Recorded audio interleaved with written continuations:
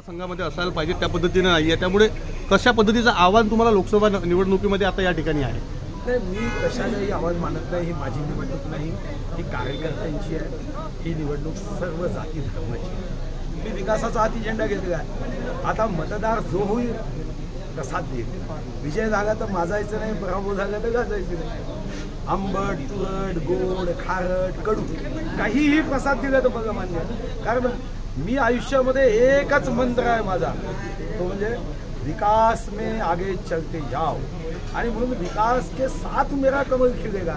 आणि म्हणून काही कामं कमी असेल तर 2 वर्ष 8 महिने माननीय आदरणीय माजी मुख्यमंत्री उद्धवजींचं सरकार, काँग्रेस राष्ट्रवादीवाले उजव्या आणि डाव्या बाजूला होते.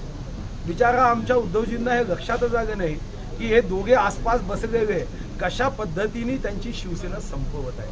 आणि आज खरंच सहानुभूती वाटते. शरद पवार साहेबांनी असा डाव खेळला की भाजपची मैत्री असेपर्यंत ते शिवसेना संपवू शकले नाही.